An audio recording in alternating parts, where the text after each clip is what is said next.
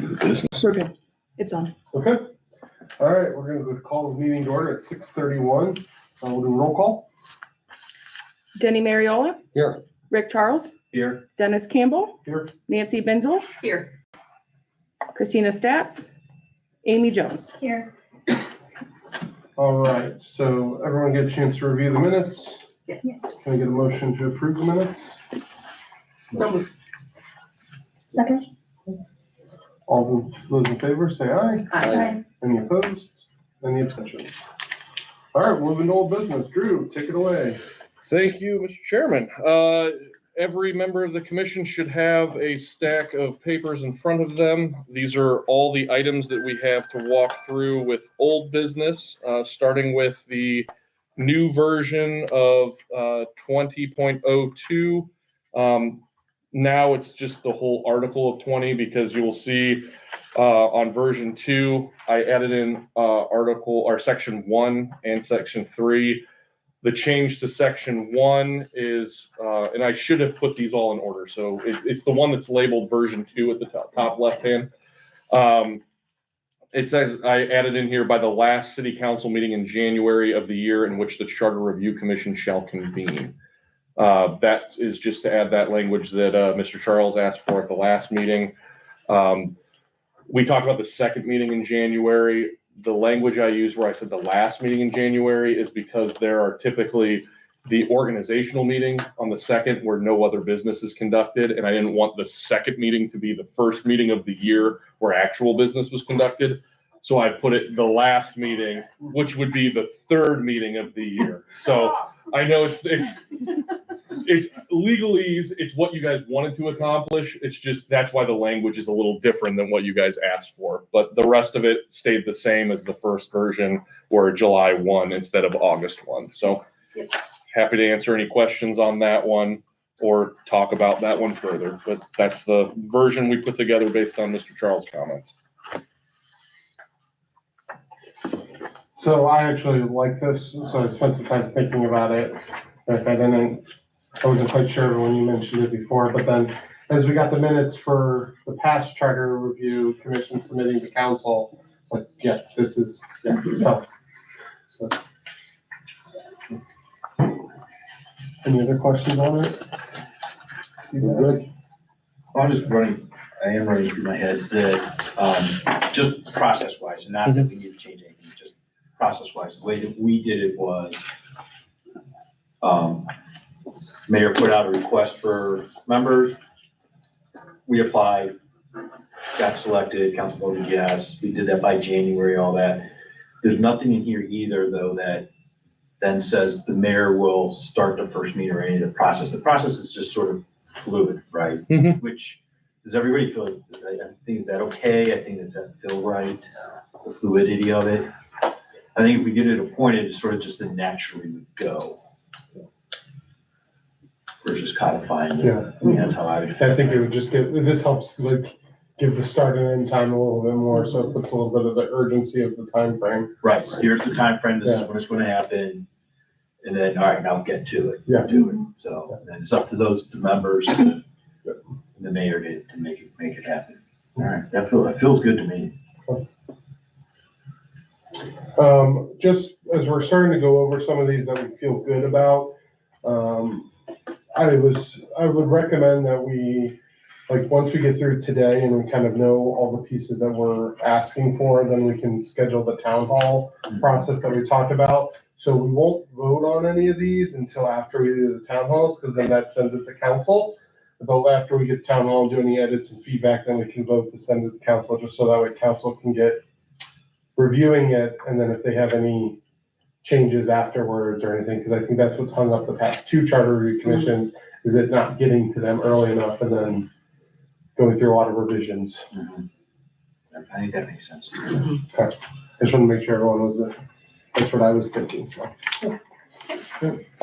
Next, Drew. Alrighty, the next one is the clarifying language in there to clear up the acting mayor section. So if, for any member that missed last meeting, or just a quick primer, We talked about how under the acting mayor section, it says president of council or any member of council designated by the majority vote of council in that order shall become the acting mayor.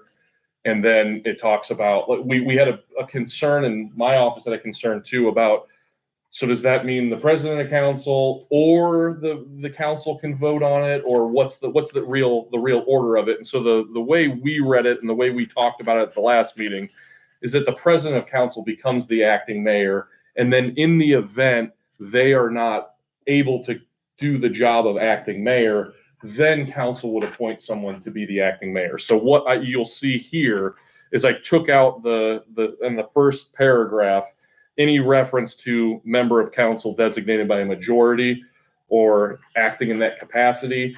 And so the first paragraph now reads, president of council shall become the acting mayor with all the with all the powers of the mayor in the event the mayor is inaccessible, unable for any cause or reason, absent from the municipality.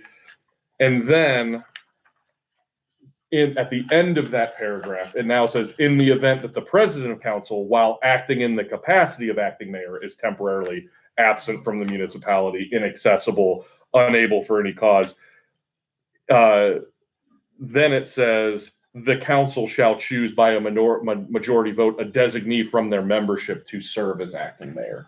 So it's nothing changes the actual way of how it would be enacted. It just clarifies the language.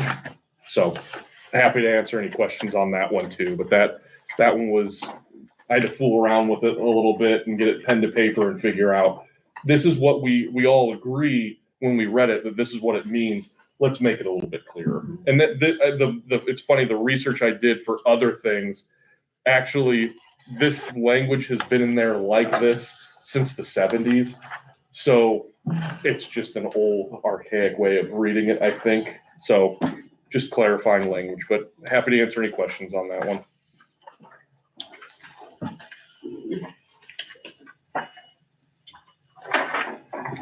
Sorry. Any thoughts? I mean, from where I'm reading this, it clarifies it exactly what we had talked about last week. It's just a way of just clarifying it so the legal department's not sitting there trying to read this 6-7 times, having meetings about it, discussing it as to what's going on. I think anything we can do to make things clear and more transparent for the community too. When they pull it out and see it, I think it's a good idea that they are able to say, oh, well, that makes sense. All right. Yeah, now it's clear and understanding it. Yeah. It's a nice job here. I like this. All right. So the last one of the proposed changes of what we've talked about was the section 412 public notice. And this is, if you recall, this is where we had the clerk of council come and talk about 6 or 3 instead of 6. And then we also had a pretty long discussion about wanting to utilize social media a little bit more. So you'll see in here, I added in language and it says, then a public posting on the city's website. And then I added, and any other social media platform utilized by the city for notice purposes, and not less than 3 public places in the municipality. That way we're not enumerating which social medias that we're using. We're not forcing them to use one we're not already using. It's just saying we have this tool. We might as well use it if we're already using it for public notice purpose. Use it for this purpose as well.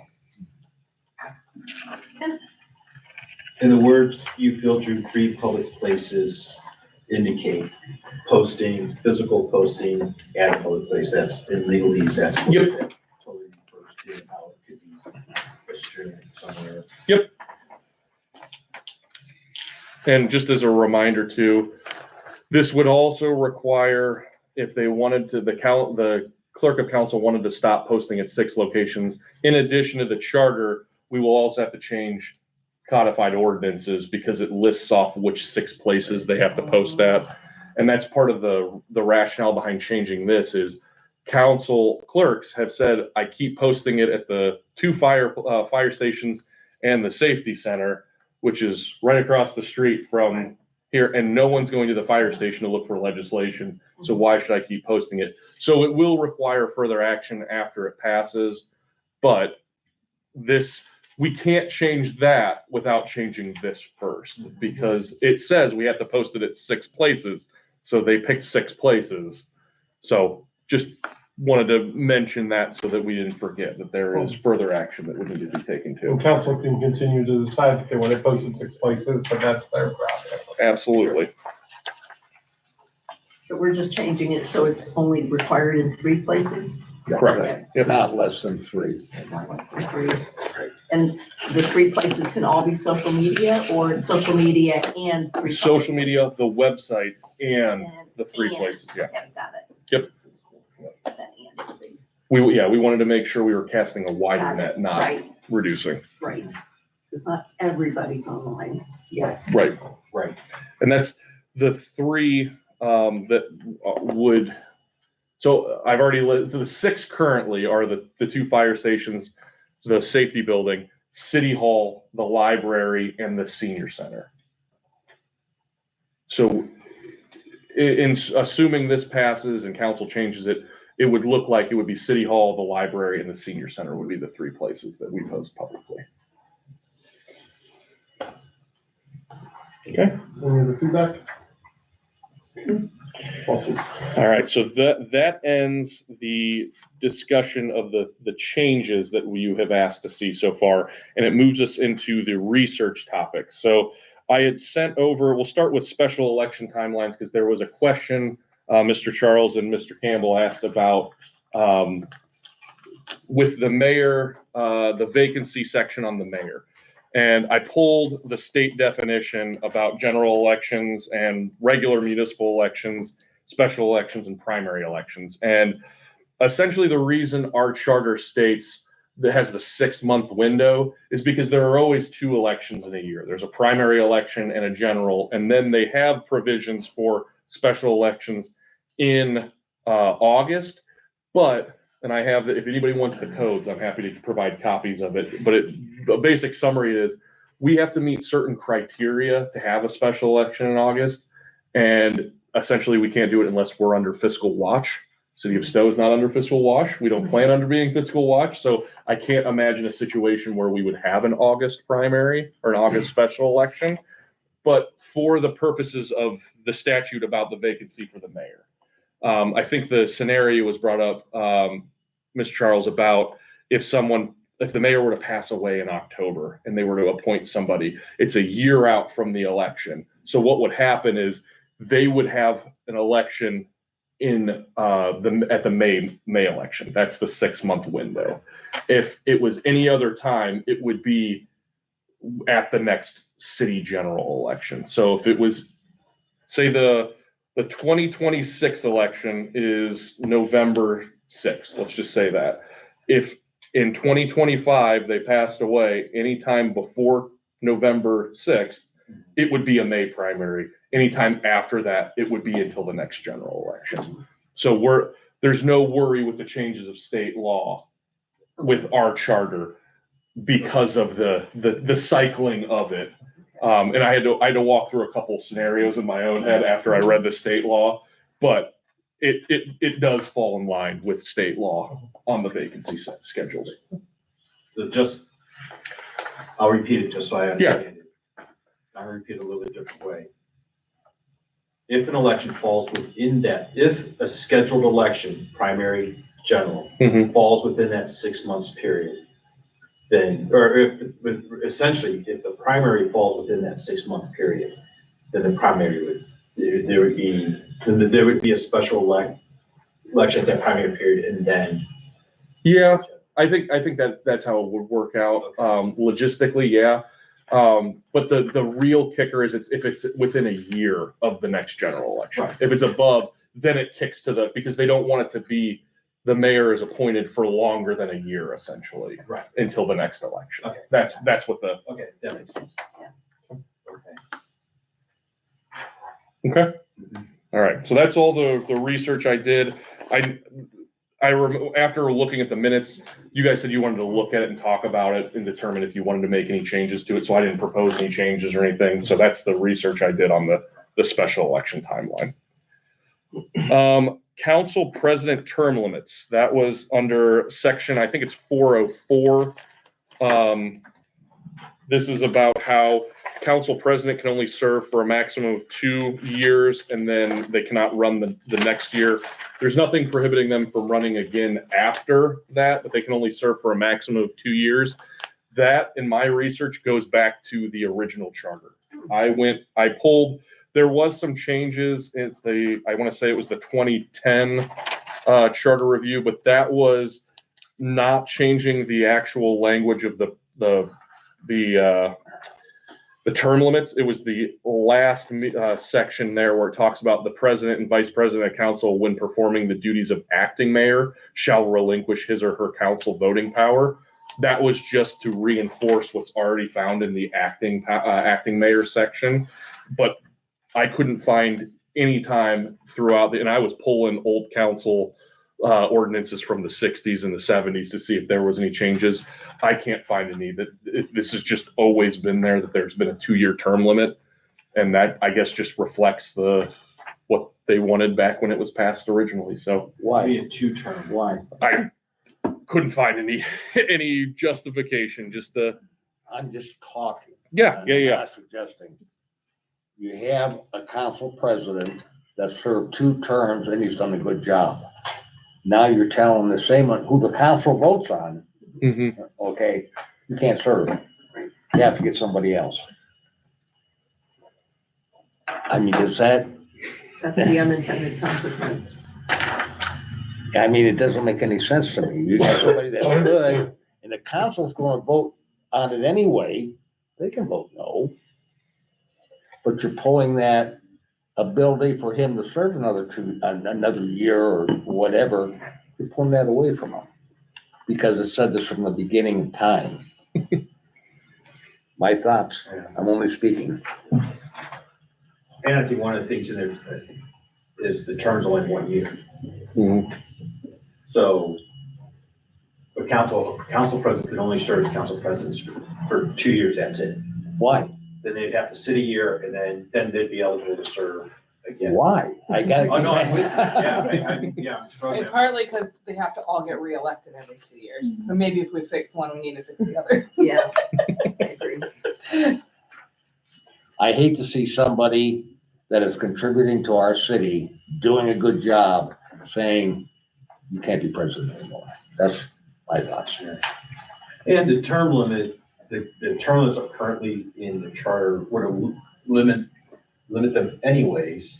So no one's gonna be able to serve more than 8 years as a council president ever, right? Right. So if we just eliminate, you can only serve 2 terms as council president. If we eliminated that, no person would ever serve more than 8 years as council president. Right.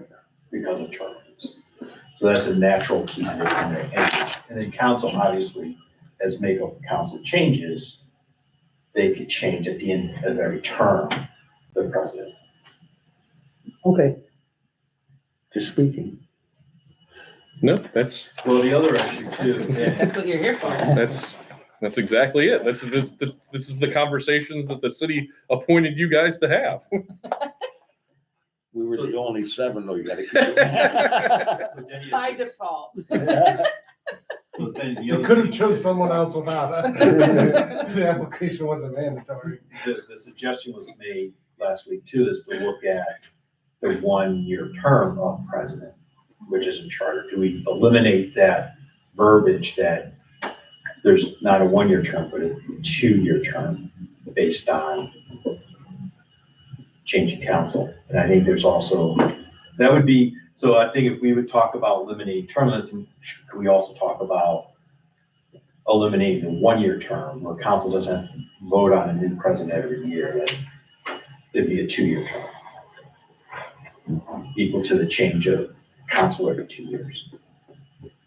And I still want to kill that counselor every 2 years thing, but I don't mind the idea of the term being longer. I will say, I don't like the idea of 8 years in a small town. That feels like so much power in one person's It does. hand. Even if the person is really good, yeah.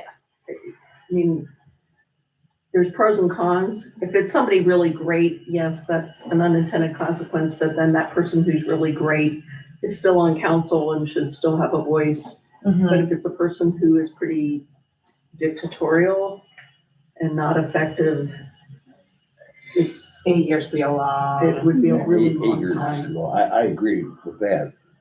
I The don't- council also has the ability to, that person that you're speaking of, they can vote him out of that position also.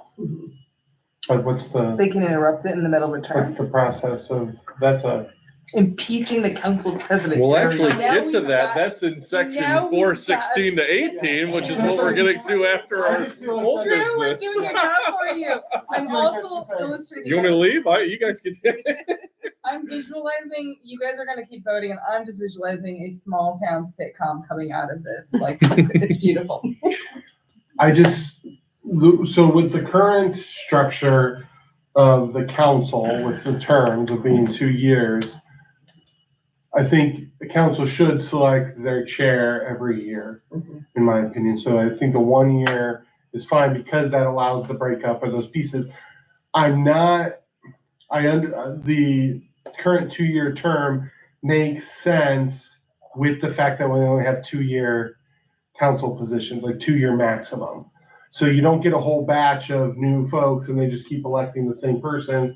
I think it forces some leadership too within the council to actually like force some other people to step up, engage. Because otherwise, when someone steps off a council that's been serving in a role for so long, even 4 years, leaves a massive vacuum of leadership that then everyone's trying to catch up because no one's had the chance to lead in that place for years. So I think that's, now if we had longer terms, then it might be a little bit of a more of a different conversation. I just worry about the current process with only 2 year terms and creating a massive vacuum. So like I would, like right now, I would say don't change it. And then if we go and we forward like a longer extension of terms and then it gets through, then submit the next piece too. But I wouldn't do it. Can we back up like that? Like, if we did the second one, we go back to the first. Oh, I think that- absolutely. We can go any order we want through the process. That As long as we're done by August 1st, because as we'll discuss in the next two pieces. I want to see what citizens have to say Yeah. about this too. And here's the other thing too. Nothing is stopping the Charter Review Commission from proposing something. And then if something doesn't go through at the meeting, you can always pull other ones as long as it's something that the board, the commission has collectively agreed to. So you can put those type of contingencies on there if you want to. I like that idea. Let's maybe table the term of the president until we talk about the terms of the council itself. And then if we feel like there's gonna be a change there, then we revisit, is it necessary to make a change there based on that? I think that's a great idea. Mr. Chair, on your direction too, we'll just start keeping a running list of things that we know that have been points of contention that we want to come back to. Yeah. So we're not forgetting. Yeah, that way we also, and then when it comes time, you know what to draft right away, when Yeah. the topic right away, so. All right, the next section, I sent out to the commission members the meeting minutes from the previous councils. They had requested to discuss, find out the rationale behind the vacancy section of the mayor and why they had decided things or not chosen to put things forward. Everyone got those meeting minutes and everyone had a chance to go through them. I sent it to your email. Let me check to make sure I have the right email. 2 days ago, I think. I was gonna say, I think I sent them out on Monday. Did you get any of my emails? Because I sent a slew of emails on Monday. I probably have the wrong email address then. My apologies, Mr. Charles. I will make sure I have can that. catch up, no problem. I do not see your email on here. That is my bad. We will make sure we forward that. It's nothing personal.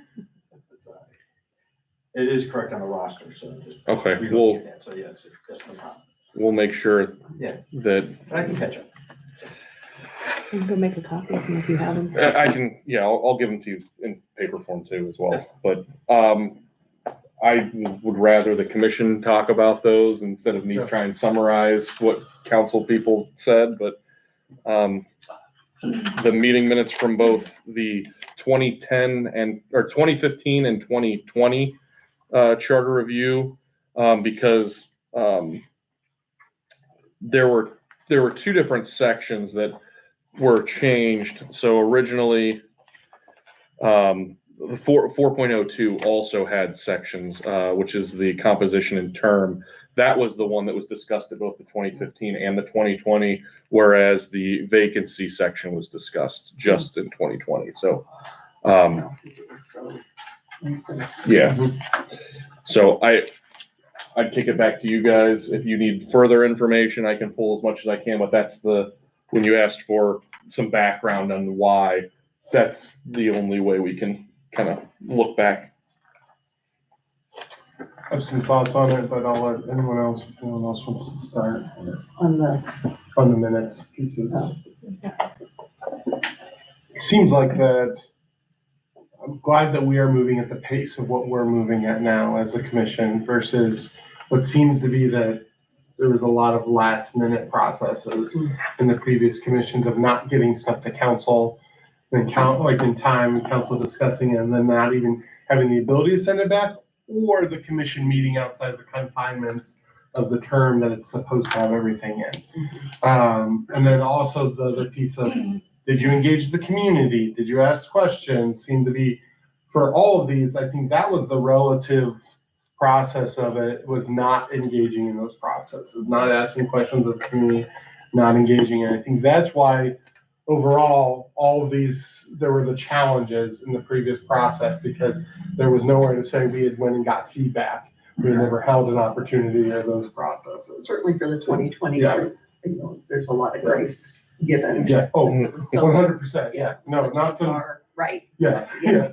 Not calling anyone out for anything. No, but I just, Yeah, it's just, it was a mess of a situation, but I think that's where I felt, the tone that I got from the minutes was that was the two main issues, was not engaging the community and also waiting till the last minute to send all the pieces along.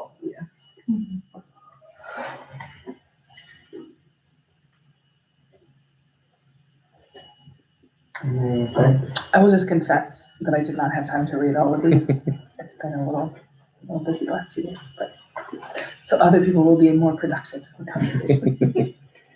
Well, it doesn't mean we can't always come back to I it. downloaded all of them. Right. Yeah. People haven't had time, we can always come back to it at another point. That's what I gleaned from reading them yesterday.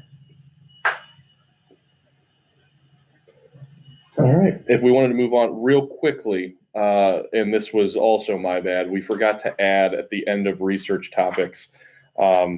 Ms. Jones, you had asked us previously about to do some research on the section about prayer in the meeting. In front of you is a legal memorandum that the law department put together. Now, quick primer. I told you guys that I am your attorney. My legal memorandums are attorney-client privilege. So if someone came up to me right now and asked for a copy, I would not be allowed to give a copy. You guys would, as members of the charter, because you're the ones that have the privilege, not the attorney. So I've seen in the past where council or commissions have said, let's vote to make this a public opinion if they want. You don't have to. It can be if it's something you want that's public. If it's just something you wanted to look at as hey, I want to read through it, see what it says, and then decide, okay, this isn't even something we want to talk about as, I was just curious on it. I just wanted to make sure that was an option, and that as we talk about public records requests and what are public documents, this is protected, that if anyone were to ask for it right now, we would not have to give it out unless the commission wanted to give it out. So I just read it, peruse it at your will, ask questions. I will make a full confession that Mr. Hooton was the one who prepared this one. So I have read it and reviewed it, but if there's any questions about specific case or diving into fact patterns, I would defer to Mr. Hooton because he's the one that's the subject matter expert on this one. But generally, I can answer any questions about the substance of what the legal conclusions are. I think it would be important to make this public and be able to have that public comment, because I have had citizens come to me and say that they do not like the wordage, or they feel that it's restricting to other religions. Is that a motion? See if there's any more discussion or comment before we. You can make a motion anytime. I mean, I don't see any reason in So here. in terms of, I think in terms of what the original request is just to get some historical perspective Right. as to the legality of whether or not the charter is unconstitutional. Correct. Right. I think with this legal memorandum, and if you go back and you look at historical discussions around the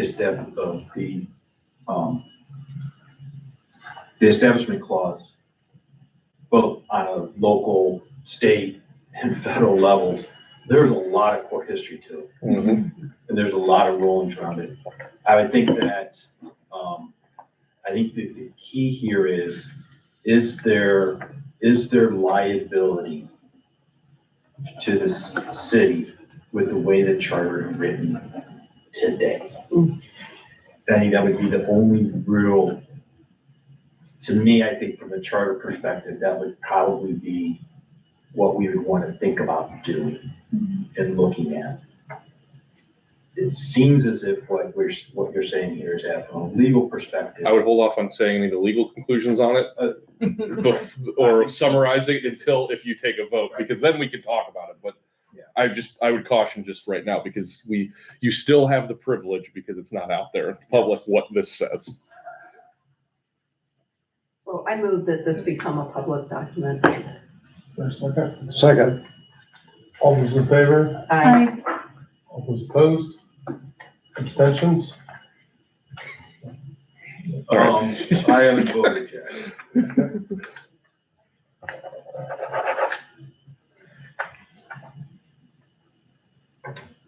I think we're going to abstain at this point, only because I think that there needs to be, we need to have conversation around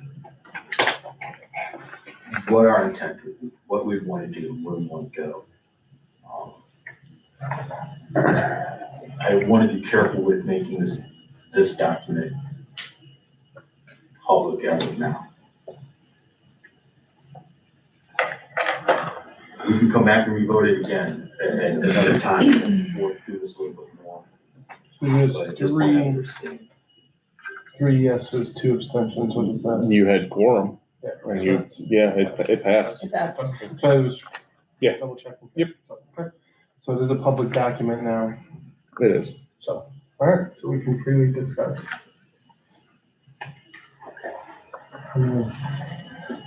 Continuing opinions on this? Do you want a brief summary of it, or?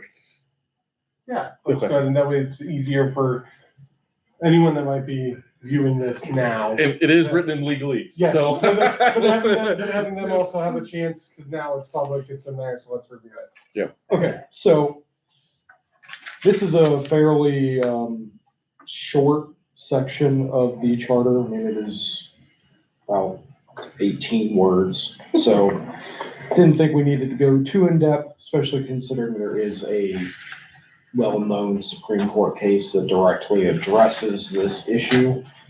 And to go to your main concern, Mr. Charles, is you can never guarantee that someone's not going to view this and say, I want to sue the city of Stow because their charter says X, Y, or Z. However, with this Supreme Court case, it essentially narrows it down to less about one word in the actual charter and the actual actions taken during these prayers. I'm sure all of you have been to at least a city council meeting, no matter which council member is giving the prayer for that meeting, whatever their denomination or belief is, generally it's in some spirit of all of the members working together, coming together as a community to determine what is the best path for the community. That on its face fits perfectly fine into the establishment clause, even if whoever is giving that prayer is referencing their own personal beliefs. where you run into problems is a continuing pattern of behavior where a member or multiple members are using that position to either enforce their own beliefs on public or fellow members of the council, or if they are using this vehicle as a mechanism to advocate for one religion over another. If that were to happen, I would hope that whoever that council person is would realize that they are opening the city up to potential liability. However, they may not care. That's why these cases happen, is people make decisions that are counter to the actual law and then they get challenged. But on its face, as long as people are within the guidelines set out by this case law, it's not a civic religion. They actually don't let you push what's called a civic religion, just kind of making it very generic and non-denominational. But it is just part of the historical aspect of the country. I mean, whatever religion someone has or does not have, this country was founded on a principle of religious freedom, and that's just part of what we deal with here in this country. So Probably why they have also included moments of silence. yes, Mhm. Which would absolutely. include people who might not be praying to someone Yeah, specific. and Yeah. they let you, our charter specifically says that a member of council, the clerk of council, a guest, or by observance of not less than 1 minute of silent prayer. There's no indication of what has happened in that silent prayer. And technically, I'm not sure if it happens frequently, but members of council could invite members of the clergy or anybody really to give a prayer or a poem or something along those lines. So In the phrase Almighty God does seem pretty explicit, but it's not comparatively. Like if it said like our reliance on God the Father or our reliance on Jesus Christ or something where it specifically enumerated something, Almighty God's broad enough that it incorporates that, hey, we're trying to take everyone into account here. So from a liability standpoint, Muslims and This- Jews generally are comfortable with those Yeah. words, in my experience with those friends, yeah. I understand the discussion and the policy of, but legally, the way that it's written right now, it's constitutional, in our opinion. and if you dig into the case law where these kinds of things get challenged, you are looking at the most egregious violations or pushing of one particular religion or pushing of non-religion that offends someone who does have religion. If we're talking about just your middle of the road, no forcing upon anybody, your normal council prayers that we hear every 2 weeks, typically you're going to be fine. Again, anybody can sue for anything they want in this country. So there's never a guarantee 100% that someone could look at this and say, well, I don't like that, I want to sue. But we, just on its face, we're not getting to the point where our case is going to become the new landmark case on this, which I think we'd all like to avoid. Any other questions on the memo? Anything else? I mean, happy to do more digging if anyone has anything further, but more or less, this is fairly settled case law. And obviously too, if the commission wanted us to update the language, we would do a deeper dive as well, because we would want to make sure any changed language met any legal criteria. But just as a cursory view, we figured this would get us, the commission, where they needed to go to start having discussions. Any other comments? I don't have any more comments. No. I appreciate the effort. Well, thank you, guys. Thank you. Thank you for everything. Thank you for Drew for signing it. You'll notice too that that's an electronic signature, so Yeah. Steve actually signed it as well. That's the signature that was on the most recent legal memo that our office did. So I was just like, Ah, the slap that on template, there. the template. I love it. The legal memo template. I love it. I love it. I appreciate a good template. All right, we'll move into new business. So we'll go back to Article 4. And we will jump into starting in section 16, Thank you. vacancies. Thank you, Mr. Chair. You'll remember that we finished off on 415 compensation and bonds and started into vacancies. And this is basically how, if a council seat becomes vacant during a term, how that seat would be filled. And how it's written right now is council will pick. It just says council will choose to fill the vacancy by a majority vote of the remaining members. There's no explicitly listed off process for that. It's just they're the ones that get to pick. Interestingly, in the next section, it just says if the president of council is that vacancy, the vice president immediately becomes the president, and then they vote to fill the vice president seat. And then it also has a provision, if council chooses not to or cannot fill the seat, then the mayor appoints in that lapse, and it doesn't have to be confirmed at that point, because the idea is that the council has basically forfeited their right to make that appointment.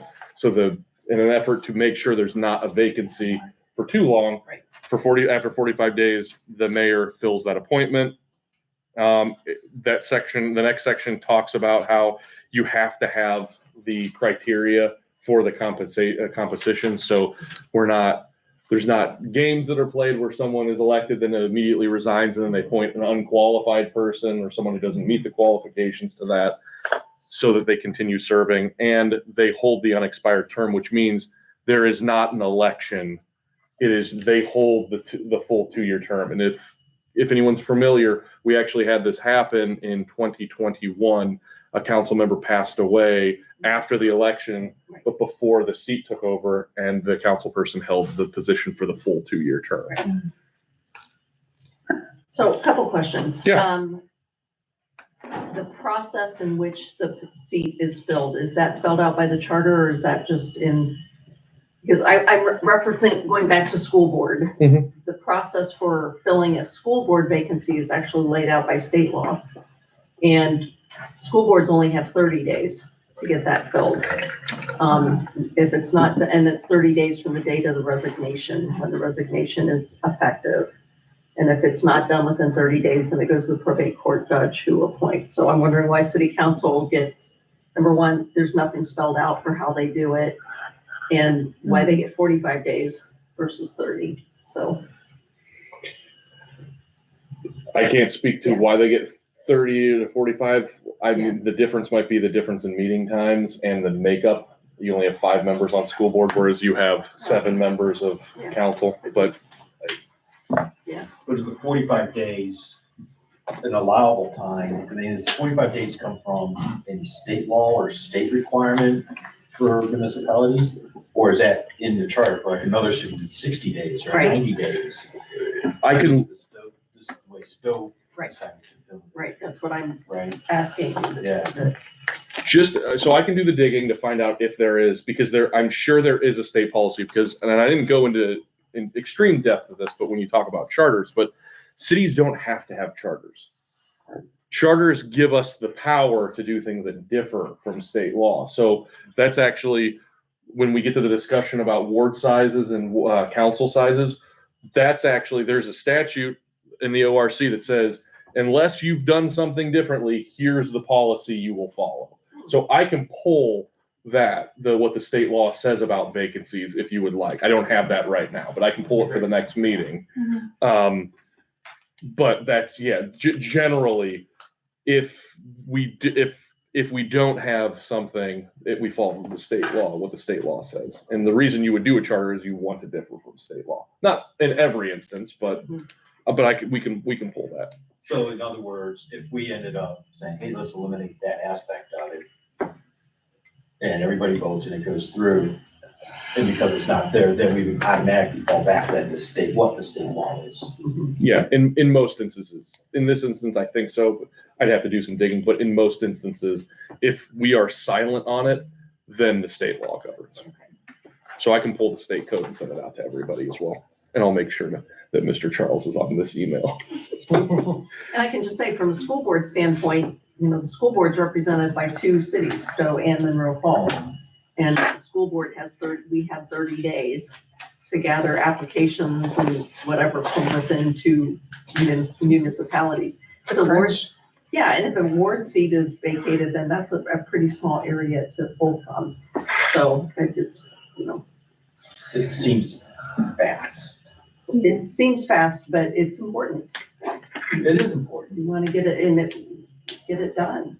Yeah. So, Clean representation. yeah, it shouldn't just be sitting there vacant and, it makes you work. And I was on the school board, it was done several times. So, we got it. That's what you're there to do.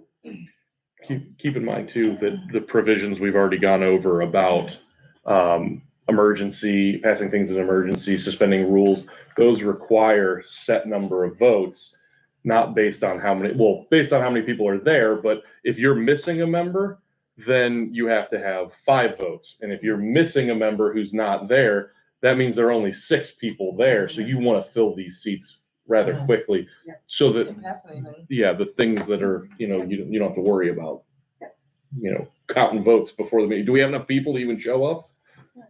It should just get done. So it's doable. Are vacancies elected or appointed? They are appointed by the council. Okay, and then are there rules for appointing? That's what we're trying to. That's this section. That's what this is saying. It's appointed by a majority vote. Because there have been some instances where council has, I'm trying to figure out how to word this, abuse their power with this. Is there a way that can be put into the charter to keep that from happening? What did you see as the abuse? Where a person was appointed without even going through interview process. Right, the process is not specified in here. Yeah. Right. And I think that's important.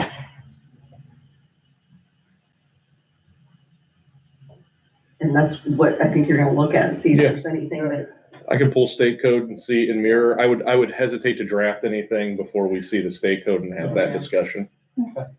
But that's, Take that next meeting. yep, we'll put that under I old know, does business. council have its own policies or its own procedure manual? They have their own council rules that are passed as just a general statute. Right, I don't think there is a procedure in the council rules about filling how vacancies are filled Right. because the charter spells out so how it's you just do gonna it. be the majority of the remaining members have to approve this. So, So there's no, just so I'm clear, because the charter does not give the way in which council accumulates candidates and selects one. There's not a process within the charter. That's left up to each council to do it on their own. Right. What I'm hearing is that there's not a codified Stow ordinance that explains what that process is. doesn't sound like it. No, and I'm pulling up my computer to pull up council rules just to, I don't remember because I So helped. that would be the next question, then, is it part of council rules, and then is council rules considered a codified or ordinance? Yes. So if they violate their own rules, then that's an issue, okay. Yep. Yeah, they pass their council rules by ordinance. So it is a separate document, but they pass it. So it's in effect as if it was an ordinance. So then taking that one step further, because it's not talked about here, and if there's not a rule, then is there any state law that would fall back to? That's what we're trying to find out. Right. Yeah, the council rules are silent to vacancies for council members.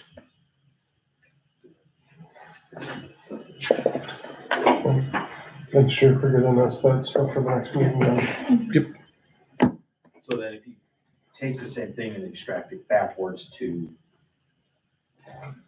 mayor, there's no Correct. process along those lines, other than creating an acting mayor, but after creating an acting mayor, anybody's eligible for mayor. Mhm. For the vacancy. Well, as long as they meet the charter Criteria. required criteria, et cetera, yeah. And it's just that it has to be by a majority, not a super majority, just a majority. And I would say that should be, if there was a process, we decided that there was going to be a process for council, then is that same process applicable to mayor, law director, finance director? Right. And what else, just not to jump ahead, Yeah. but the vacancies and then the election requirements are different for law director and finance director.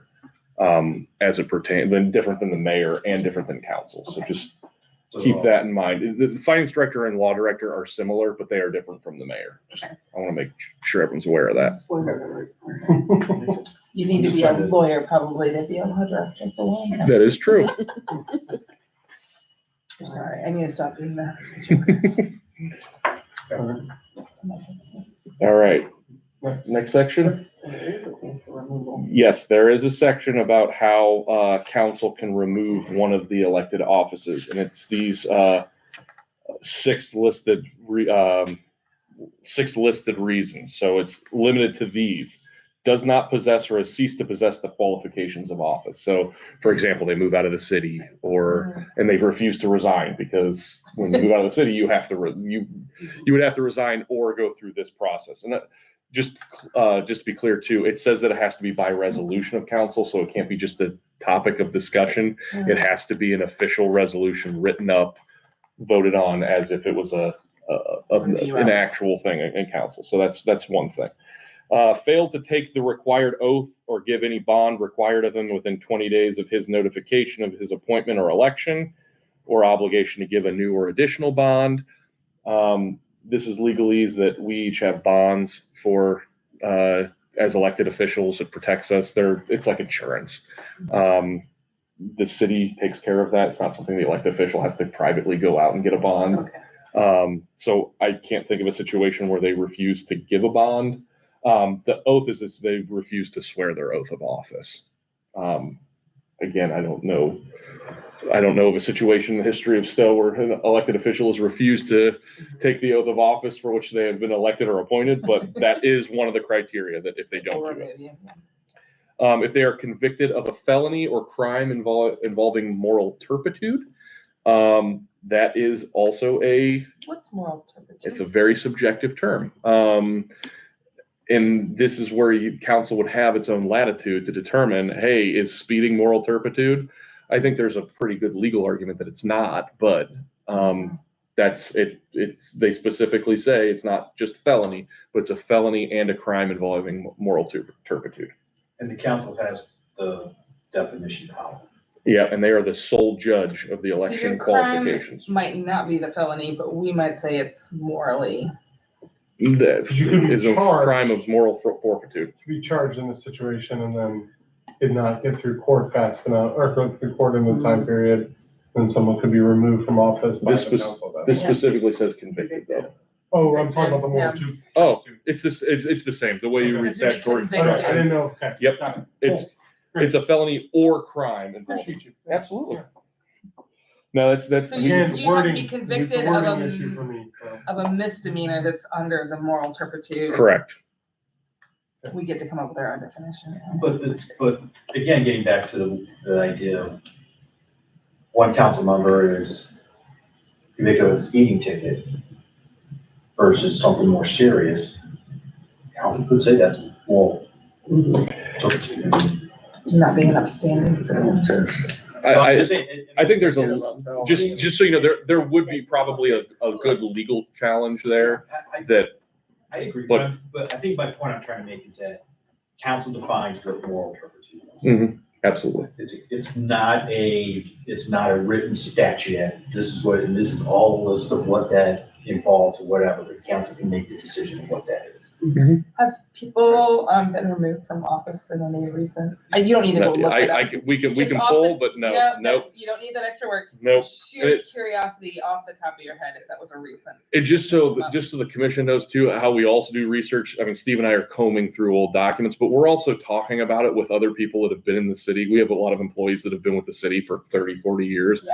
And we kind of bounce ideas off them as well to see if they remember any of this. And no one has said anything about a council member being removed. You'll see later too, it requires at least 5 votes. It's not just a simple majority. So assuming that the one member is not voting because it's about them, you need as close to unanimous decision as you can for this to happen. Assuming that the member that they're trying to remove gets to vote on the resolution. Yeah.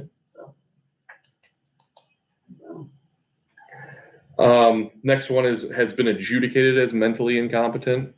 This is also a legal thing. It's not just I think you're mentally incompetent, so I'm going to push this. It specifically says adjudicated. That means a court of law has determined that the person is mentally incompetent. What if a court of law adjudicates you as mentally incompetent and you're appealing it? Does it still hold up because the court? That would become a question of civil procedure. Because when you appeal something, they can hold the adjudication in abeyance, right, or the sentencing in abeyance. So depends. it depends on the situation. So that one, but it's specifically adjudicated. I just want people to know adjudicated means that a judge has determined it, not just you've been charged with it or someone says, hey, you're mentally incompetent. You kicked off. They're guilty of personal interest, gross misconduct, gross neglect of duty, misfeasance, malfeasance, or nonfeasance in office. So this pertains to their actions in office. If they are guilty of any of those, and again, council decides this. This is not you've been convicted of personal interest or gross misconduct or gross neglect. Council determines that you are guilty of this. It's grounds for being removed. And then again, violated his or her oath of office. This is a catch-all at the end. If there's something that the council determines that they have done that doesn't quite fit under one of these 5 criteria, but violates the oath of office, failing to protect or uphold the Constitution or uphold the laws of the city, this is the catch-all provision. And you'll see these in other statutory construction. They'll say, or any other activity that, the one that comes to mind is disorderly conduct, because I see it a lot at the community court. It's a catch-all provision. It lists off like 8 or 9 things that you can do, or any other thing that breaches the peace. And that's the catch-all language. In addition, if you miss 3 consecutive meetings, without justifiable excuse. That's if you watch a council meeting, anytime a council member misses the meeting for a planned reason, unplanned reason, as long as they have let the council president know, hey, I'm going to miss this because daughter's dance recital tonight. Council will vote to excuse that member. And that means it's a justified excuse. So this is someone disappears for a long period of time or is frequently making reasons that are not justified, and 3 in a row, then you can also be guilty and be removed. And then at this point, like I said earlier, council is the sole judge of the election and qualifications. So they're the ones that get to determine these criteria and whether or not the moral turpitude or gross neglect of duty. But then it also lists out here that it has to be 5 members that vote in favor of it. There has to be a public hearing, and the public hearing has to occur at least 5 days after the person has been notified in writing, and the person has the opportunity to be heard, present evidence, examine witnesses. They're allowed to have counsel with them to do this for them. So it actually does have some due process rights in there. And I think that's very important, that if you're worried about arbitrariness, this sets out, you have to have a hearing. You have to give them real notice. So, and then it just says decision of council after compliance with the section's final. There's no appealing after it.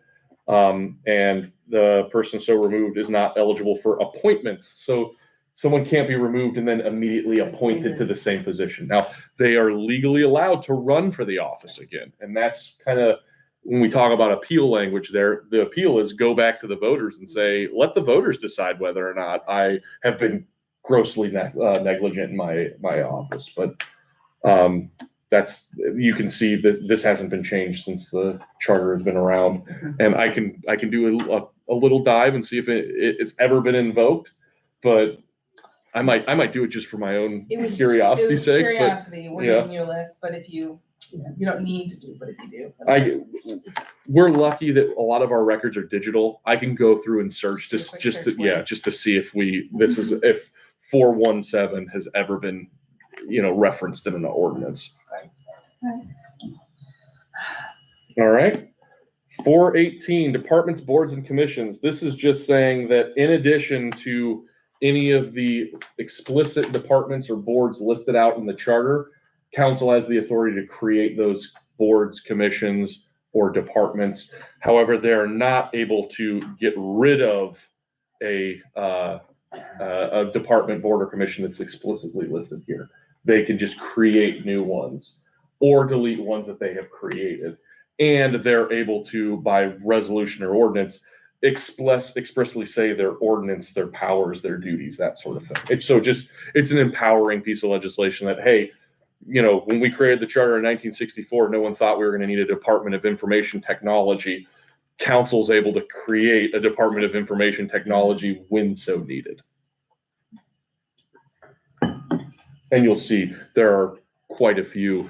If you compare the charter versus the codifieds, there are quite a few departments and quite a few boards and commissions that have been created since then. All right. And that concludes Article 4, Council, of your guys' deep dive. So those are two, the mayors and the council are two big bulky ones that I think you guys did a great job getting through very quickly. But in that same line, Article 5 is about the wards. And you see there's not much listed on here, just that they're creating 4 wards in the county or in the city, and that council can change the ward boundaries by ordinance, but council can't change the number of wards. So they're allowed to adjust, and I'm sure everyone's familiar with redistricting after every 10 years after the census, that there is redistricting. I don't have, and I can pull it if you would like, the last time we have changed the boundaries of the wards. Okay. Ward boundaries. But you cannot change the number. And then it does in here say that you need to make them as nearly equal in population as practical. You obviously cannot make them all equal, split down the middle, but as close to equal as you can, you have to do that. And that kind of goes in with, there's a bunch of federal law out there about one vote, one person, one vote. And so this is just mirroring that language. Now on that, I sent, and I'm sorry, Rick, that I sent out to the commission, and Rick, if you don't have it, I can go make a copy of it for you real quick. You can just send it to me later. Okay. Yep. We did an analysis of all the communities in Summit County and then state law, and I'll walk through those real quickly if that's okay, Mr. Chair. All right, so real quickly, I think it's better to start on the third section, the third spreadsheet, or the third tab. So you'll see there were 3 tabs to that spreadsheet. It's better to start with the third one because that's an overview of what the state says if you do not have a charter. And essentially what it says is, and we talked about this before, if you have population between 1 and 5,000, you are a village. And the way that if you do not have a charter in your village, what it says is you have 6 at-large council people. That's just standard, that's state law, and I actually have it if anyone's curious. It is 73109 that it says that. And when Steve and I read this, we were like, why would you have an even number of council people? And it's because every piece of legislation requires 4 votes to pass. So it doesn't matter. Something will never split 3-3 and be a question of, Oh, I see. why didn't that pass? It always needs 4 votes. So no matter what, you're getting 4 votes or it's not passing. So then the state law then says after you become a city, so 5,000 to the first 25,000, it says you will have 4 wards and 3 council at larges for a total of 7 members. Then it says after the next 15,000, you jump up to 6 wards and 3 council members. And then from there, every 15,000 after that, you add on another ward council to a maximum of 17. So once you hit 145,000 members of a city, you have 17 council members, 14 wards, and 3 at larges. That's what state statute, it's expressly listed in section 73101 of the ORC and section 73106. That is state law if you don't have a charter. So when we go through and look at all the cities in the county, keep that in mind, that some of these cities might not have charters. They might just be relying on state law. I didn't go through and do the analysis of who has charter and where in the charter, unless, like in the village, I was able to do that because it was pretty easy to determine. But so city of Akron, I did them by just alphabetized, just so you're aware of this. City of Akron has 10 wards, 3 at larges for 13 council members. Keep in mind, they have 190,000 people in their city. So that means with 10 wards, about 19,000 per ward. Again, I'd also like to just throw out there, this analysis is a crude look at it. It's not I went to each ward and got an average. I just said there are 10 wards in the city, population is 190 divided by 10. That's also where you see it says population, percentage of population per ward. That is just Doing simple math, because for the purpose of looking at this as a cursory look, I figure it's a good help to look at it, but I didn't want to put in and we can do that. We can do the analysis, especially if it's something that you guys want to look at with wards. I think we should do the analysis and I think we should get the real data, but for the purpose of discussion, I didn't want to go through all of that. So Cuyahoga Falls has 8 wards and 3 at larges. They have a population of 51,000, so they are at 6,390 people per ward. Fairlawn has 6 wards, 1 at large and I'm just going to go through population per ward because you guys all have the spreadsheet that has all this information. So population per ward is 1,280. Barberton has 6 wards, 3 at large, for a total of 9 council people at 4,197 per ward. City of Twinsburg has 5 ward seats and 2 at larges for a total of 3,850 per ward. And then I highlighted Stow on the spreadsheet too. Stow has 4 wards, 3 at larges for a total of 8,623 population per ward. Talmadge also has 4 wards and 3 at large. They have 4,607 per ward. Hudson has 4 wards, 3 at larges, and they have 5,776 per ward. Greene has 4 wards, 3 at large, for a 6,871 per ward. Norton has 4 wards, 3 at larges for a total of 2,918. Monroe Falls, and this was an interesting one to me, has 3 wards and 4 at larges, and that is at 1,682. And then Macedonia and Reminderville do not have wards; they only have at larges. And if you look, their total population is 12,000 and 5,000. I also looked on Mr. Campbell's request, the City of Kent. They have 6 wards and 3 at larges for a total of 9 council members. and they have 4,700 per ward. I included on the second tab the villages, if that's something you are interested in. I think the problem you start running in there is the populations are so low that it throws off the number of population per ward. And if you see here, only 2 of the villages actually have ward seats.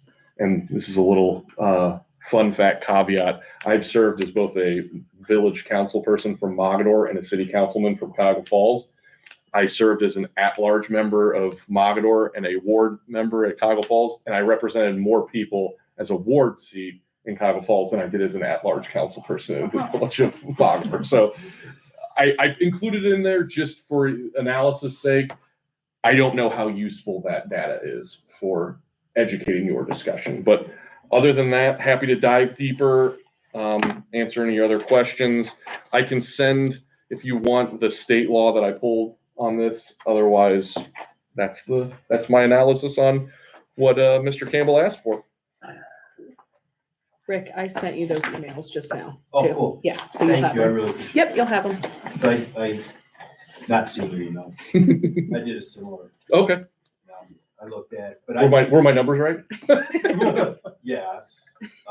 I didn't look at all Summit County. I did look at a few cities that were similar to Stow in terms of equal population. Mhm. So I came up with a couple: Westlake, Massillon, Brunswick, Lima, North Olmsted, and North Royalton. So Westlake has and we have a population still a little over almost 34,000. Mhm. What I pulled was 32,957. I think that was the 2023 estimate at that point. Westlake is at 32,972. They have 6 wards. So that's 5,600 per ward. I didn't really look, I wasn't worried about the at-large aspect of it. So I was just pulling wards. Massillon had 32,000, so I was very surprised. Massillon's a smaller city, but still a bigger city than Massillon. I didn't realize that. They have 6 wards, 5,400 per. Brunswick is at 35,000, so they're a little bit larger than us. They have 4 wards, 8,800 per. Lima is 34,700. They have 7 wards. So that's about 4,900 per. North Olmsted is at 31,500 or 31,500. They have 4 wards. That's about 7,800. And North Royalton is at 31,538. They have 6 wards. And then so the average, I just looked at the average, and in my spreadsheet, what I did is I took Hudson, Kent, Talmadge, Cuyahoga Falls, Monroe Falls, and then those cities I just mentioned. The average population is about 29,450, and the average is 5 wards over all those cities. With the average representation per ward about 5,500 people. So just from a statistical standpoint, ward-wise, in looking at what you sent and then looking at this, our ward representation generally, in comparison to other cities, represent more population as a whole, it seems, from a statistical point. I did some, on that topic, I did some quick numbers. If you went with the state recommend in the code, 25,000 to 40,000, to the 6 wards, even if you divided our folks into 6 wards, on the list of the 14 cities that we received, it would still make us the 5th largest wards out of all those cities per population if you divide it all easily. So we don't even move, even adding 6, you don't even move that far down, and it still gives better representation. So that was just the quick math I did on that. I do have to say, I think, in my opinion, we should look at the wards. I said we as like the city. I don't know if we, as a charter review commission, have enough time to accurately collect all the information, the data, to do the amount of town halls and stuff. I think that would basically take up our entire time to do the proper research to be able to review that properly. I would say it should be like, if we think we should change it, which I think there should be a review to potentially change it, would be to ask council to after this process, select their own commission to evaluate this process, to go through it, because it's gonna take longer and it's gonna change a lot of other pieces of the charter review that would eat up every moment of our time in the short period that we're allowed. I couldn't agree with you more. I was gonna make that suggestion for the simple reason, just say add one more ward. All of a sudden, it's not adding one more ward and say, okay, we're gonna go down this street and this street and this street. You start chopping up all the other work. So no matter if it's one or two, you're still doing the same amount of work. Yeah. And you're absolutely correct. We would be doing this to the end of our term. And we probably wouldn't even scratch the surface on it at that. Right. I'd rather fix some other things Yeah, Yes. before fixing the wards. And give it to council to say, we would like you to entertain the thought of reducing Evaluating. or increasing Yeah. the number of wards we have. Because you'd have to even go back to the Board of Elections, I'm guessing, because the number of people to sign your petition would change also. This isn't just Yeah. by 7:30 tonight, we'll get this all handled. But just to be contrarian, Okay. if we change the language to divide the municipality up into 6 wards, it's not our responsibility to do the division. But what do we tell whoever it is that says, why did you change that? Well, We did math and You're our gonna have math to said do it. that we needed more wards. well, no, I mean, I think it would be the idea that the discussion would be if we decided to go to 6 wards, and this is what I'm saying, if we went to 6 wards or 5 wards, whatever, that it better aligns with the growth of the city in terms of population, better represent those individuals. So right now, a ward council member represents 8,500 citizens, right? Where other cities equal to our size, the council person represents closer to 5,500 or so, right? Okay. So that would be the argument as it increases, as population increases, we've increased along with it. That's A. B, if I saw that right, and again, I just glanced at Amy's phone real quick. I think it says that the size is 9 council members for the size of the city. We have of Yeah. 33,000. 6 wards. 34,000, right? So it'd be 9 council members, we only have 7. Mhm. And the reason why we have 7 is because we have a charter that states 7. If we didn't have a charter that states 7, state law would require us to have 9, 2 more. Okay, so those would be the arguments if a citizen came and questioned the creation of wards and why we're going to do it. That's what I would say would be the argument to increasing wards. Now, with that being said, we will not be doing the redistricting. That's not the charter to be done. Right. That's done by council.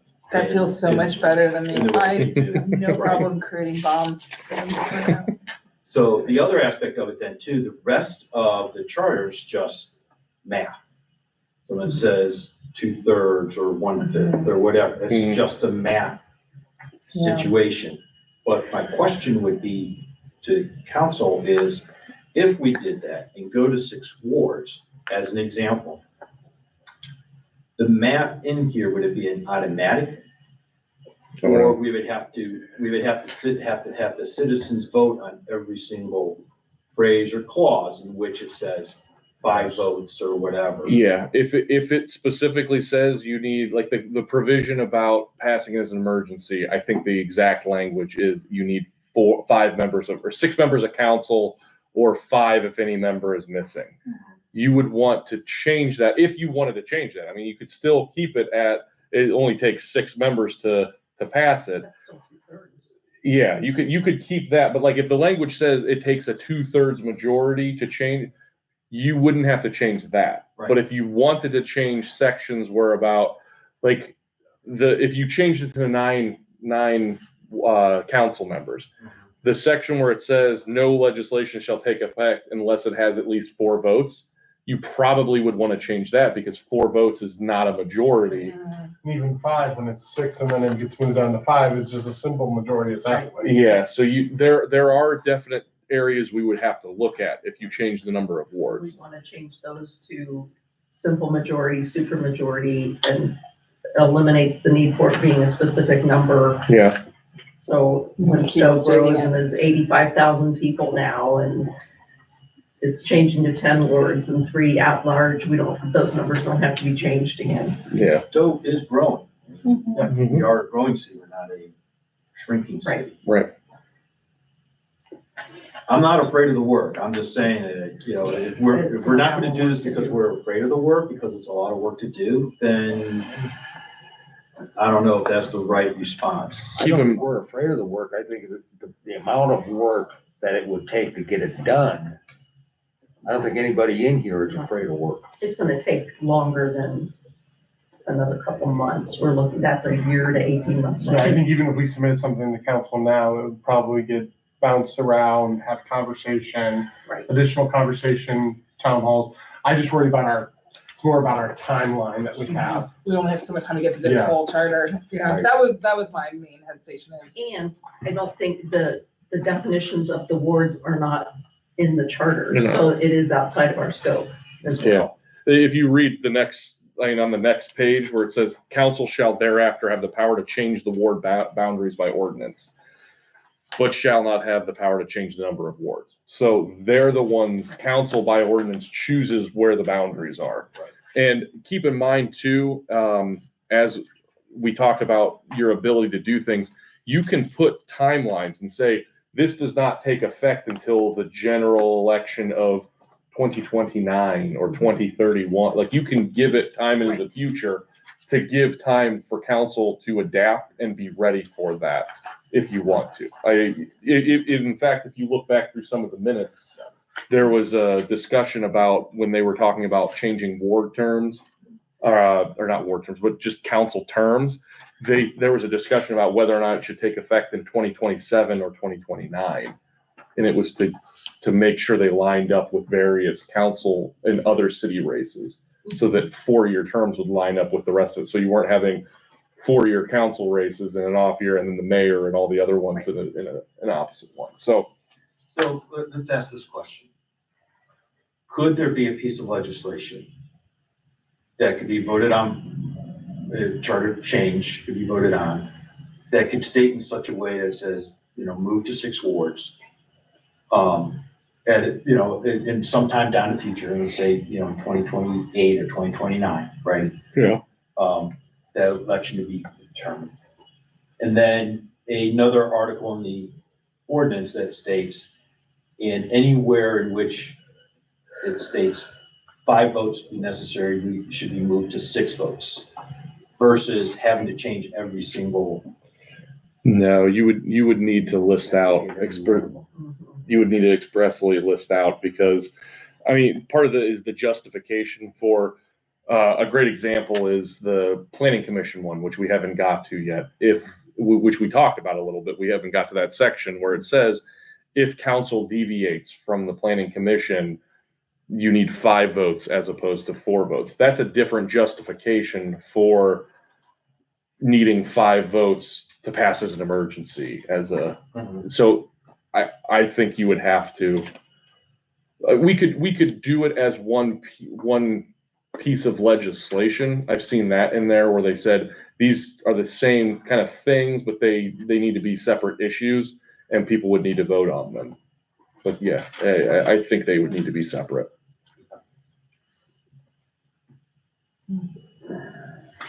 I think it should be reviewed. I think it should be, in my opinion, it probably should be upped in the total amount of wards. But like I said, my biggest concern is doing it the right way to include enough input from the community in a timely fashion. I just don't think with our prescribed timeline that we have the time to get that done.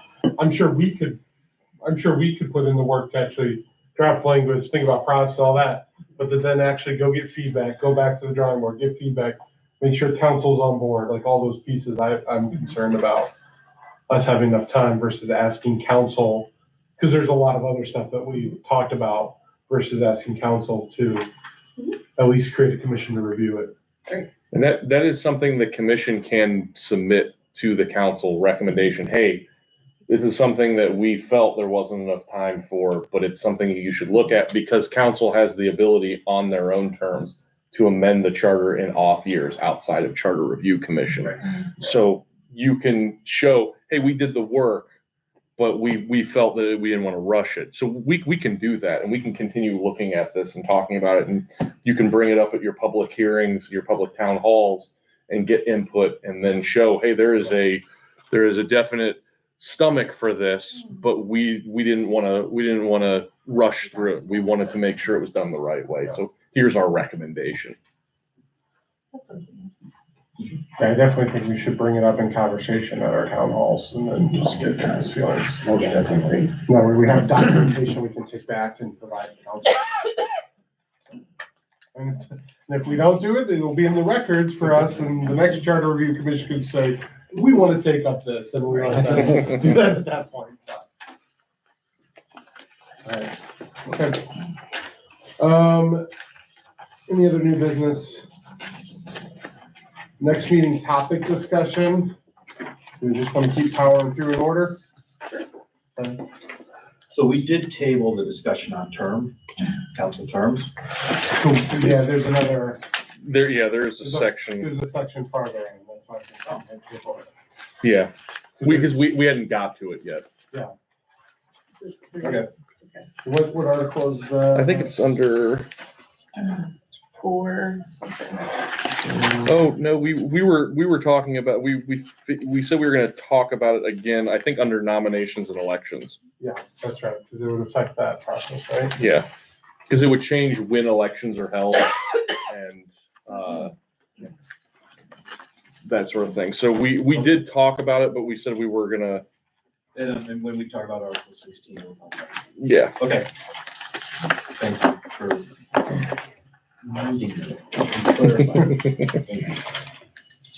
All right, so obviously we want to do 6. Drew, tell me if we're gonna be too many to realistically based off of the amount of time we've been taking. Because we only have, one review item in this meeting to review with the next one old business item then? 1 or 2. There were Yeah. some state code stuff, but not a lot to actually review on the old business.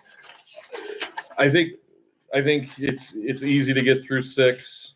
The finance committee, I think getting through Public service. I think public service, I think public safety. Yeah. It might be ambitious, but I would say let's get through Article 10 or 2 Article 10. Sure. Get through all the departments. So 6, 7, 8, and 9. Yeah, because that's finance, that's service, that's safety, and that's law. Cool. I think that's doable. And if we don't get to, like we on the one meeting where we didn't get through all of council, I think the rest of it. I mean, because you see a lot of these haven't been changed or haven't been changed in a very long time. So. Less controversial. I would expect that some of these require less research and less briefing. So the other piece I wanted to bring, just add on a topic discussion, so we've got through some meaty sections. How much do we want to get through in items that we may have to propose before we host the town hall type of session? I say the sooner we hold the town hall, the better, because there's probably things people in the city are, I will say, Saturday was with a group of people and brought up Charter Review Commission, and several people said, oh, well, make sure you look at this, and make sure you look at this. And so I think there's people out there that have issues, and it'd be nice to sooner rather than later, let them bring that to us so that we have adequate time to do the work of it. So how would we approach the town hall? Would we approach it as asking citizens to come and spill their guts? And we just absorb and listen? Versus this is what we've done so far, and to do it in 2-stage where this is where we're at so far, we'd like your input on these issues. We have a couple possibly written, and then a open forum session. We could do both. I mean, we could start it with an initial presentation that Dennis could give, saying we've looked at this and we know we want some community feedback on this, and this. Start with that, and then it's just basically open mic and following the public comments rules that we have for council, where they have to state their name, et cetera. And Would we publish this information prior to that, so they would have an opportunity, the citizens have an opportunity to review and come with comments? My opinion of, in general, is the town hall is, yes, do kind of cover what we've covered, but also say, here's a chunk of what we're gonna cover tonight. These are these sections of the charter we're gonna cover this evening. Do you have feedback for it? Now, people may come and give us feedback that aren't on those sections, that's completely, but Well, that would be say under this the is. open forum Yeah, section. right. But I think we present what we've been working on, so we actually get feedback from people, then we can make adjustments before we send a council and get it off to council sooner than later, so also council then can pop back feedback. I would also say we should, as a commission, extend an invite to every council member to be there at those town halls to give their feedback too, just to make sure that we are, like, not just do the broad, like, come join us for this, but actually do invites to the council members to be there for that. And just, we can work from an administration standpoint. I think there's a section on the website that's dedicated charter review. If there's not, I can talk with them about getting that so we can put the draft versions up before the meeting so that is up there. That's not difficult at all. If that's one of those, you're saying you want to post things, or we can do it electronically. It's on Yeah, there, because that's where I put the meeting, the minutes Yeah, and the okay. agendas. Yeah, then There's a we'll whole just- section. So when do we want that? Anyone have ideas of timeline?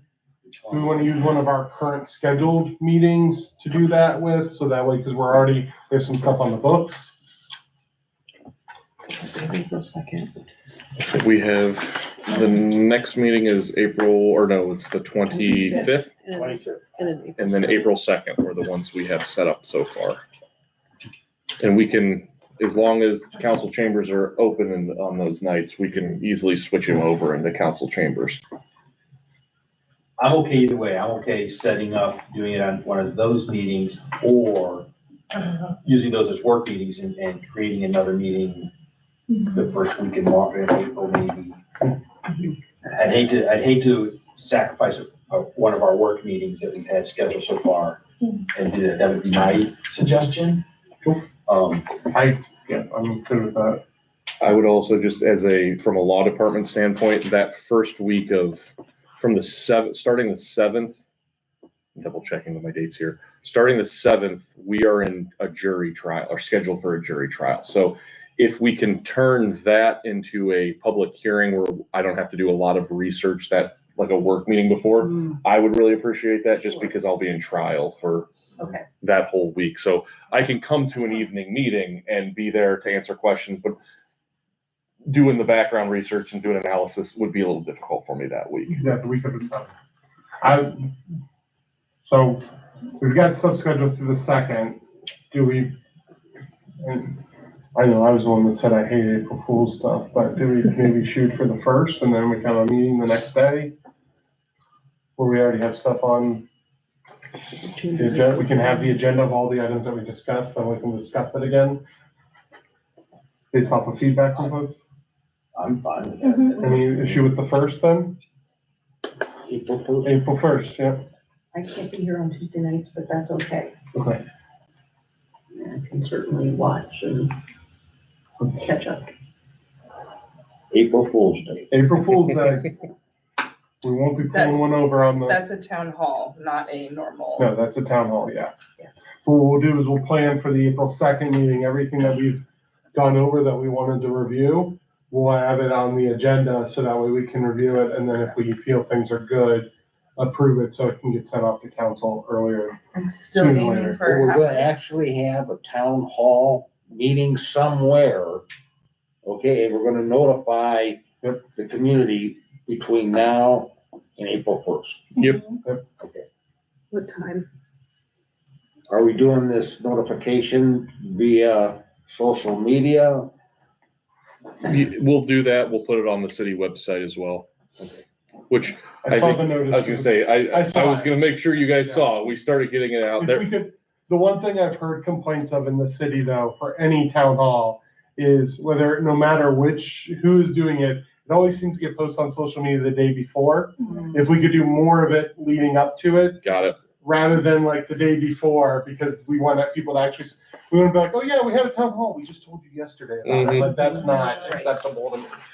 Goes back to the public hearing. Was it open in public Yeah. in reality or just Yeah. on paper? What time do you want that to start? Yeah, that's what I was gonna ask. Council chambers is open, So, so. I would suggest 7 o'clock. Yes. 7 o'clock, So yep. that everybody can get off work and get there, and that's I generally love when later, that's much better.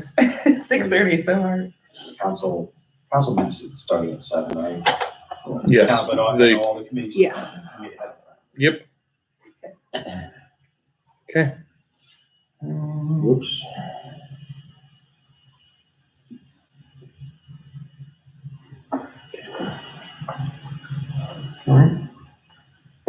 Awesome.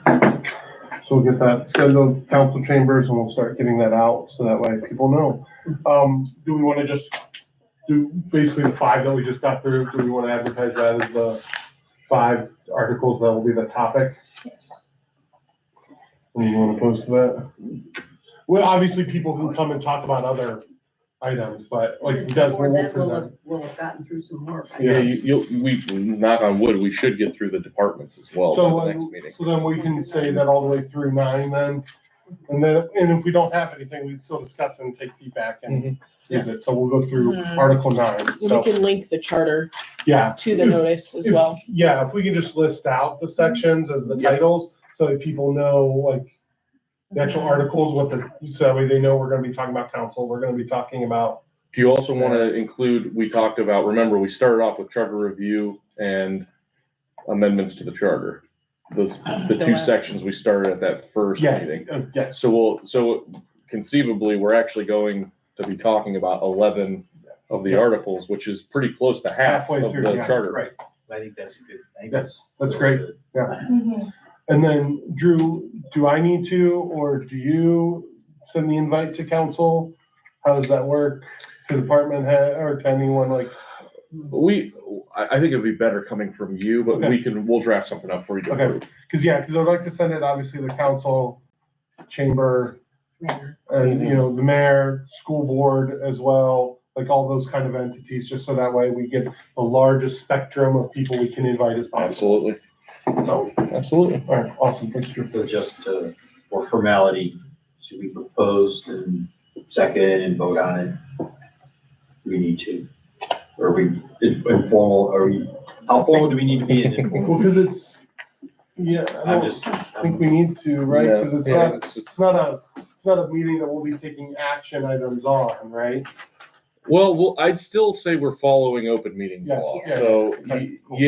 but I don't think you need, I don't think Yeah. you need to have a public vote to invite people to Okay. it, because it's We're already just, open meeting. it's already an open Okay. meeting. And we'll just, what I would say is, Dennis just listed off some really good people to add to it. If you have other ideas, just let us know and we'll just add them to the invite list. awesome, sounds good. And we can even maybe print off some half sheets or send you guys the copy that if you want to distribute as well. In an informal way.